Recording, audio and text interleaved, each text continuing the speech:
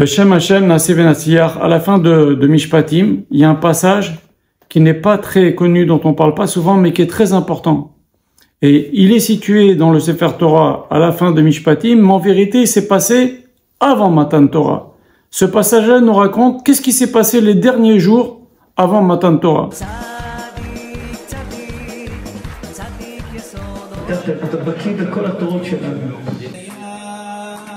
Vous savez ce que dit Rabbi Menachem Mendel Miriminov? Il disait, qu'est-ce qu'ils faisaient les Juifs ces 2 ou 3 derniers jours, à partir du moment où Moshe leur a dit, séparez-vous des femmes, préparez-vous, mettez des habits blancs, les hommes d'un côté, les femmes de l'autre, préparez-vous, Hachem va se révéler à nous. Parce que les Juifs n'arrêtaient pas de dire, après la traversée de la mer, les Juifs ils disaient à Moshe Rabbeinu, on a vu Akadosh Baruch Hu, au moment de la traversée de la mer, plus que les plus grands prophètes. Il disait à Moshe Rabbeinu, Retzonenu lirot et malkenu, nous voulons revoir notre roi, nous voulons revoir Akadosh Baruch Hu. Et donc Moshe Rabbeinu leur a dit, préparez-vous, Akadosh Baruch Hu va se révéler à vous, le 6 Sivan, il y en a qui disent le 7, Moshe Rabbeinu il a rajouté un jour, bon, on a parlé suffisamment de ça dans les jours de Shavuot. Et qu'est-ce qu'il faisait? Rabbi Menachem Mendel Miriminov disait, cette prière-là que l'on dit tous les matins, Avat olam ma'aftanu Hashem Elokenu, chemla gedola, Bavor Shimcha Gadol, Bavor Avotenu Shabbat Robat, toute cette fila qu'on dit juste avant de dire le schéma. Et d'ailleurs, il dit le même Rabbi Menachem Mendel Miriminov, il dit, si les Juifs avaient plus la kavana, dans ce passage-là, ce dernier paragraphe-là qu'on dit, juste après Baruch Ata Hashem Yotzer HaMaorot, on dit Avat Olam, juste avant le schéma, si les Juifs avaient plus de kavana dans ce passage-là, Mashiach il serait déjà arrivé depuis longtemps. En fait, on supplie à Akadosh Baruch Hu de nous donner l'amour de la Torah, de maintenir en nous cet amour de la Torah, cette crainte d'Hachem, notre attachement à Akadosh Baruch Hu et au mitzvot. Et donc les Juifs, ils faisaient cette prière-là. Hachem, aide-nous à être attachés à toi, on veut recevoir la Torah. Et comme ils ont dit Naaseh Nishma. Maintenant, on va voir qu'est-ce qui s'est passé exactement. En fait, les Juifs, avant de recevoir la Torah, ils ont fait une alliance avec Akadosh Baruch Hu. On va le lire dans le texte. Akadosh Baruch Hu a dit à Moshe Rabbeinu, apportez des sacrifices, vous allez faire aussi une alliance avec le sang, avec nous. Vous allez voir. Donc les Juifs, ils ont fait la Brit Mila. Ils ont voulu recevoir la Torah. Ils ont dit Naaseh Nishma. Il va y avoir un sacrifice, il va y avoir une aspersion de sang. Moshe Rabbeinu, il va verser le sang, pas sur les gens, en direction du peuple, pas sur le peuple, en direction du peuple. Et ça, on le fait que si la personne qui est en face, donc le peuple, a fait le mikvé. Et donc tout un Israël a fait un mikvé. Tout un Israël a fait un mikvé, hommes et femmes, avant Matan Torah. Et de là, on apprend le processus de conversion. Un converti doit faire comme nous. On a fait, entre guillemets, comme le processus d'un converti, c'est-à-dire on a fait Brit Mila, on a fait acceptation des mitzvot, Naaseh Nishma, on a fait à l'époque un guerre, il apporte un sacrifice, et on a fait mikvé. Et pourquoi le guerre il apporte un sacrifice? Ramim ils disent parce que s'il avait une âme de converti en lui, il fallait qu'il se convertisse depuis longtemps. Il a tardé. Voilà. Donc, qu'est-ce qui s'est passé les jours qui ont précédé Matan Torah? Et je vais vous lire. Vel Moshe Amar Ale El Hashem. La Gemara raconte, c'est qui a dit monte vers Hashem? C'est pas Hashem. Hashem, il aurait dit monte vers moi. La Gemara a dit c'est l'ange Matat, le plus grand ange dans le ciel. Il est venu voir Moshe Rabbeinu, il lui a dit monte vers Hashem. Ata va Aaron, toi Aaron, Nadav Avihu et les 70 sages. Veshtachavitem merachok. Et vous vous approcherez et vous prosternerez de loin. Alors là, c'est la disposition de chacun au moment de Matan Torah.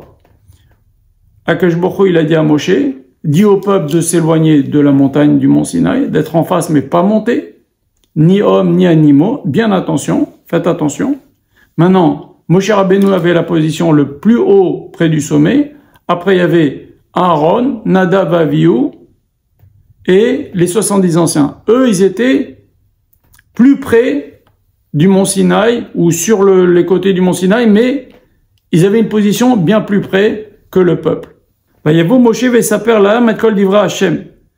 Moshe Rabbeinu est venu, a dit au peuple, c'est des passages qu'on a un petit peu lus avant Matan Torah dans Parashat Yitro, c'est-à-dire que Moshe Rabbeinu, il vient leur prévenir, ne montez pas, vous approchez pas du mont Sinaï, quand Hachem il va se révéler à vous, ne cherchez pas à monter sur le mont Sinaï, ça va gâcher la fête, il sera tué sur place.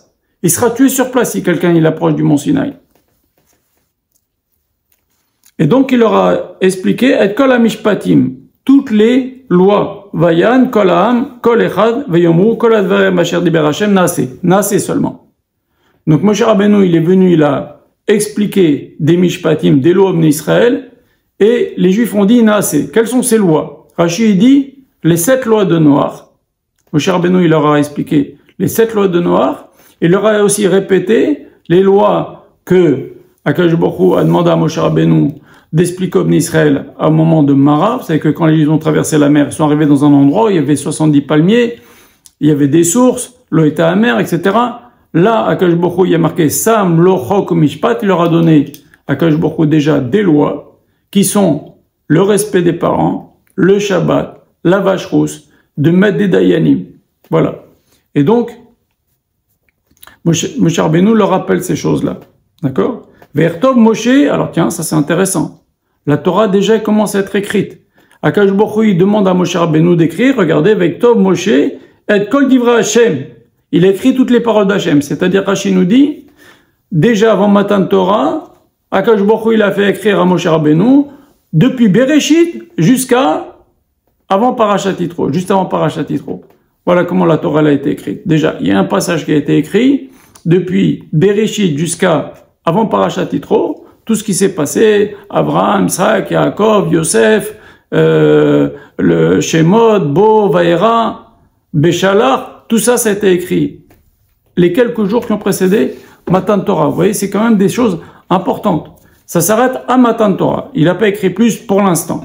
Veshkam Baboker, et on parle du 5e jour de Sivan, donc la veille de Matan Torah, ou l'avant-veille de Matan Torah, et il a commencé à construire un hôtel, un grand hôtel, un grand misbéach, Tachatahar, au pied de la montagne du mont Sinaï, où Shte Masre Matseva, et 12 petits hôtels.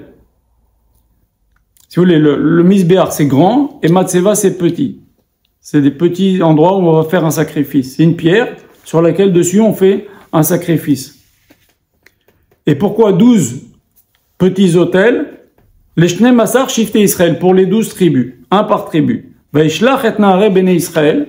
Et donc Moshe Rabbeinu il a demandé aux jeunes parmi les Bnei Israël de qui on parle, c'est une façon de parler, ce sont les Bechorot, puisque avant l'épisode du veau d'or, c'était les Bechorot, les premiers-nés qui sont en charge de faire le service normalement dans le Mishkan ou dans le Beth Amikdash. Donc il n'y avait pas encore ni Mishkan ni Beth Amikdash, mais ceux qui étaient en charge de faire, entre guillemets, le travail des Kohanim, c'était les Bechorot. Et donc, c'est les Bechorot qui font ces sacrifices. Et on va faire des sacrifices pour toutes les tribus. Veya alou, olot. Ils ont apporté des korban ola, veizbechu, zevachim, et d'autres korbanot, shelamim, qui sont des shelamim, lachem, et des parim aussi, des taureaux. Donc ils ont apporté plein de korbanot sur ces 12 petits autels. Vaikach Moshe, alors écoutez bien. Vaikach Moshe, chatsi Adam. Moshe Rabbeinu a pris la moitié du sang de ces sacrifices-là. Donc il a récupéré le sang de tous ces sacrifices-là. Et il a pris la moitié. Et Rashi demande comment il peut prendre la moitié. Quand la Torah nous dit la moitié, c'est au millimètre cube près. Sinon ça s'appelle pas la moitié. Donc Rashi pose cette question, qui a fait la moitié? Il dit c'est un ange. Et le Midrash dit, c'est qui cet ange? Encore une fois, c'est l'ange Matat, qui est venu, qui a séparé en deux. Et le Midrash, il dit même plus que ça, il dit l'ange Matat, qui avait l'apparence de Moshe Rabbeinu. Il est venu, et il a séparé les sangs en deux. Vechatzi Adam, et donc la moitié du sang, il a versé en direction du peuple. Et sur ce, Rashi nous dit, on peut pas verser, il y a des sacrifices où on doit verser du sang en direction d'un peuple, comme quand on fait une alliance. Et donc, Rashi nous dit, or, on peut pas rentrer dans un sacrifice comme ça, où on verse du sang de sacrifice vers nous, sans avoir fait au préalable un mikvé. Donc, Rashi nous dit, de là on apprend que tout le peuple d'Israël a fait un mikvé, hommes et femmes. Vous le saviez peut-être pas. Veikar Sefer Abrit, et donc Moshe Rabbeinu, il a pris ce qu'il a écrit jusqu'à maintenant, Veikra Boznaam, et il a lu tout ça au peuple. Vaimru lo kol asher diber Hashem naase venishma. Et donc, le peuple a dit, naase venishma. Et donc, là, Moshe Rabbeinu, il va leur lire depuis Bereshit, le passage là qu'il avait écrit, depuis Bereshit jusqu'à juste avant Matan Torah dans Parashat Yitro. Donc là, les Juifs, ils ont dit Naaseh Venishma. Et donc on est rentré dans une alliance. Il y a beaucoup d'explications pourquoi avant c'était Naaseh, maintenant Naaseh Venishma. Vous savez, il y a une fameuse Gemara où il y avait un Rav, s'appelait Rava, qui étudiait. Et il étudiait les mains assises comme ça, les mains comme ça posées sous ses jambes, et sans faire exprès, il s'est fait saigner les doigts. Et il y a un Zdouki qui vient. Ce Zdouki, c'est des gens qui croient pas à la Torah orale. Ce Zdouki, il vient, il dit, vous êtes un peuple paziz, un peuple, vous êtes pressé de donner les réponses. Hachem vous avez demandé si vous voulez prendre la Torah. Vous avez dit, Naaseh Venishma, c'est même pas ce qu'il y a dans la Torah. Alors lui, il leur a répondu, il lui a dit, je vais t'expliquer. Si quelqu'un, il vient, il vous demande, il dit, je veux que tu me fasses quelque chose, dis-moi oui. Ça dépend. Si c'est quelqu'un que vous connaissez bien, c'est quelqu'un que vous savez qui vous aime, qui va pas vous demander quelque chose de délirant. Vous lui dites, oui, d'accord, bien sûr, y a pas de problème, je fais ce que tu veux pour toi. Mais si c'est quelqu'un que vous connaissez pas trop, vous lui dites, attends, dis-moi de quoi il s'agit, après je te dirai oui. Nous, on aimait tellement Akadosh Baruch Hu, et on sait qu'Akadosh Baruch Hu, il veut notre bien, qu'on a dit oui, Naaseh Venishma, oui, tout de suite. Maintenant, il y a une autre explication, c'est que maintenant, les Juifs avant, ils croyaient que dans la Torah, il y avait que des mitzvot entre nous, Akadosh Baruch Hu. Ils ont compris qu'il y a des mitzvot entre nous et notre prochain. Et donc, c'est Naaseh, quand on croyait que s'il y a que des mitzvot entre nous, Akadosh Baruch Hu, mais quand ils ont appris qu'il y a aussi des mitzvot entre nous et notre prochain, ils ont dit Naaseh Venishma. Et d'ailleurs, j'ouvre une parenthèse, sachez bien que si vous prenez dans ma Masechet PA, les mitzvot qui sont dans lesquels on prend une petite partie dans ce monde et le principal dans l'autre monde, il n'y en a pas beaucoup. Mais c'est toutes des mitzvot, presque toutes des mitzvot entre nous et notre prochain. Donc si on veut avoir un petit peu de la récompense dans ce monde de certaines mitzvot, il n'y en a pas beaucoup. C'est respect des parents, faire du Gmilut Chasadim, visiter les malades, faire entrer des invités chez soi, se lever le matin pour aller à la synagogue, faire du shalom entre une personne et son prochain, entre deux amis, entre deux communautés, entre un homme et son épouse, et l'étude de la Torah. Donc l'étude de la Torah, ça c'est entre nous et Akadosh Baruch Hu. Mais tous les autres, vous voyez, c'est des mitzvot entre nous et notre prochain. Et les mitzvot entre nous et notre prochain, ça peut nous permettre de prendre déjà une part dans ce monde. Une part des mitzvot dans ce monde. Le capital, il est après 120 ans, mais déjà on a une part. Vous voyez, il n'y a pas beaucoup de mitzvot dans lesquels on a une petite part dans ce monde. C'est essentiellement des mitzvot, à part Talmud Torah, c'est essentiellement les mitzvot que j'ai cités, qui sont toutes des mitzvot entre nous et notre prochain. C'est très important. Et donc, quand ils ont entendu qu'il y a des mitzvot entre nous et notre prochain, ils ont dit, Naaseh Venishma. On arrive au moment de Matan Torah, et la Torah nous raconte, Vayal Moshe, Moshe est monté, Va Aaron, Venadav, Avihu, ils sont montés sur le mont Sinaï, Veshivim Ziknei Israël, parmi les 70 sages. Alors là, il y a un verset, écoutez bien, il y a marqué, Vayeru et Eloke Israël, ils ont vu l'Éternel. Vetachat Raglav Kemaase Livnat Asapir. C'est un peu difficile à traduire, mais sous son trône, il y avait comme une brique en saphir. Ketsem Hashamaim la Torah, qui était d'une pureté, d'une transparence, d'une beauté, comme le ciel. Vel Atzile Bene Israël, et Hachem nous dit quelque chose d'extraordinaire. Vel Atzile Bene Israël lo shalach yado. Et la Torah nous dit quelque chose d'incroyable. Akadosh Baruch Hu ne les a pas tués. Incroyable. La Torah nous dit qu'Akadosh Baruch Hu n'a pas tué Nadav, Avihu et les 10 et 70 anciens. Pourquoi? La Torah nous explique pourquoi. Veichezu et Elohim, ils ont vu l'Éternel, Veiyochulu, Veishtu. Ils ont mangé et ils ont bu. Comment ils ont mangé, ils ont bu au moment de Matan Torah? Chachamim nous explique. Ils ont trop regardé Akadosh Baruch Hu. Alors c'est sûr que c'est un grand taranoug, un grand plaisir de voir cette révélation de Matan Torah. Mais regardez Moshe Rabbeinu. Quand Moshe Rabbeinu, Hachem il lui a parlé, il a caché sa tête, il voulait pas regarder le buisson ardent. Ils savaient que c'est le dévoilement de la Shekhina. Et eux, ils ont regardé.